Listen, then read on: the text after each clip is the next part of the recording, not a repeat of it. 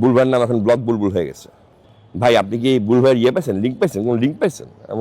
তো এই যদি হয় বোর্ড প্রেসিডেন্টের একজন সাংবাদিকের সাথে মানে সম্পর্ক না, এটা তো খারাপ লাগার কারণ ঠিক তাদের ফুটবল কভার করার খারাপ লাগার কারণ না। খারাপ লাগার কারণ হলো বিসিবির গতকালকে নির্দেশনা, যে নির্দেশনাটা দিয়েছে ওইটাই আর কি খারাপ লাগার কারণ বেশি।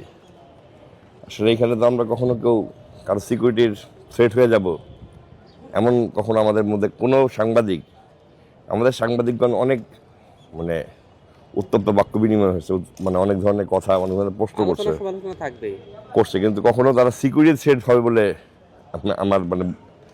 আমার মাথায় ছিল না। তবে গতকালকে বুঝতে পারলাম যে বিসিবি বলছে যে সিকিউরিটি কনসার্নের জন্য তাদেরকে মানে যে কোনো সময় ঢুকতে দেওয়া হবে না, কোনো একটা কোনো একটা নির্দিষ্ট সময় যখন বিসিবি ডাকবে এটা ঢুকতে দেওয়া হবে। অবশ্যই এটা খুবই পৃথিবীর অন্যান্য দেশে এই ধরনের নিয়মই বলবৎ আছে, সুতরাং এটা মানে বিসিবি নতুন একটা নিয়ম পৃথিবী থেকে তৈরি করছে এটা না, এটা বলবৎ আছে। তবে কারণটা আসলে সিকিউরিটি কিনা অন্য সেটা আসলে একটা ভেবে দেখার বিষয়, বিকজ সিকিউরিটি সেট তো কখনো সাংবাদিকরা ছিল না।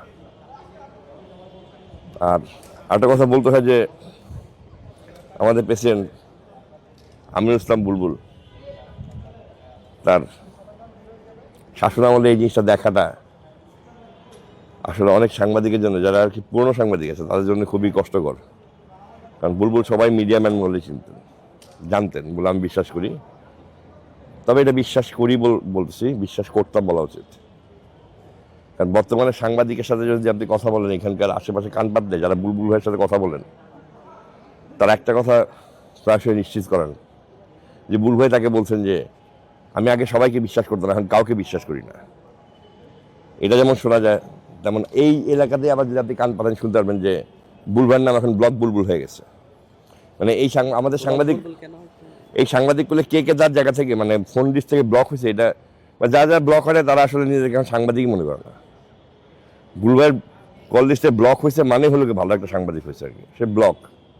মানে আমি এমন কোনো খুব কম সাংবাদিকই পেয়েছি যাদেরকে যারা বলছে যে আমি ব্লক হইনি, ব্লক হয়েছে, ব্লক খুলছে, বললে মন খারাপ হয়েছে, ব্লক করেছে, মন ভালো হয়েছে, ব্লক খুলে সমালোচনা হয়েছে। পৃথিবীতে আসলে আমি বলছি মানে একটা পাবলিক ফিগারের জন্য সমালোচনা এবং প্রেস দুটাই সমানভাবে থাকবে। সম্ভবত বুলবুল ভাই সেটা মেনে নিতে পারেননি। এই দুটো কারণ আমার কাছে বুলবুল ভাই প্রতি মানে উনি যখন আসছিলেন তখন সবার সাংবাদিকদের আর কি অনেক আশা ছিল ওনার উপরে। গতকালকের এই মানে থাকতে দেওয়া হবে না বলে যে সাংবাদিকরা তাদের প্রতি খুবই বিরাগ হয়ে গেছে, ব্যাপারটা এরকম না। বাট আমি বলতে চাই যে বুলবুল ভাইয়ের সাথে মিডিয়ার একটা দূরত্ব হয়ে গেছে এবং এই দূরত্বটা কিন্তু ক্রমেই বাড়তে মানে পয়েন্ট অফ নো রিটার্নে চলে যাবে। কারণ ধরেন এখন যদি আপনি আমাকে বিশ্বাসই করতে না পারেন, তাতে there is no point having any discussion with you. এবং সবচেয়ে শেষ কথা হলো যে আরেকটা জিনিস ভালো লাগে যে একজন ক্রীড়া সাংবাদিক, মানে খুবই স্বনামধন্য ক্রীড়া সাংবাদিক, আমাকে হঠাৎ একদিন আসতাম এখানে জিজ্ঞেস করলো, ভাই আপনি কি বুলবুল ভাইয়ের ইয়ে পাইছেন, লিঙ্ক পাইছেন, কোন লিঙ্ক পাইছেন? আমি বললাম না তো ভাই, কিসের লিঙ্ক? না আমি একটা লেখা লিখছিলাম, তাকে ক্রিটিসাইজ করে সে লিঙ্ক দিয়ে আবার আমাকে টিপ্পনি কাটছে। তো এই যদি হয় বোর্ড প্রেসিডেন্টের একজন সাংবাদিকের সাথে মানে সম্পর্ক, then I think that we are living in a wrong state. Bulbul ভাই আশা করবো যে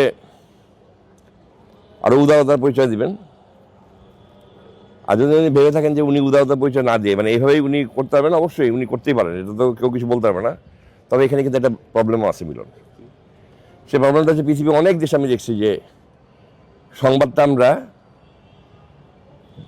মানে চোখের সামনে যা দেখলাম সেটার উপরে না, মনের মধ্যে যা ভাবলাম সেটার উপরে করতেছে। কারণ আপনি তো কোনো কিছু দেখতে পাচ্ছেন না, কিন্তু আপনার এই জায়গাতে কন্টেন্ট বানাতে হবে।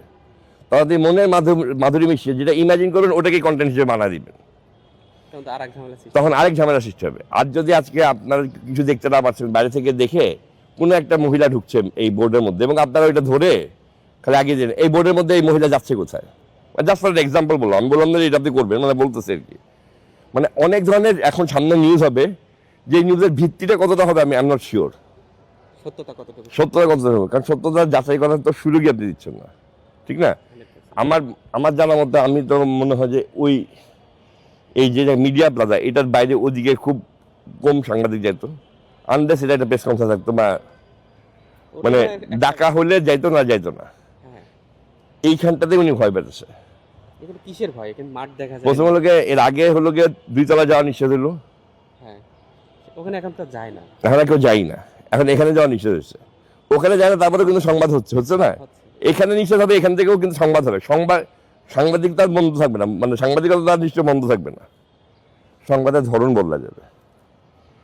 এবং মানে আরও বলতে হয়, মানে চেষ্টা করি যে তার সাথে যিনি মিডিয়া কমিটির চেয়ারম্যান আছেন তারও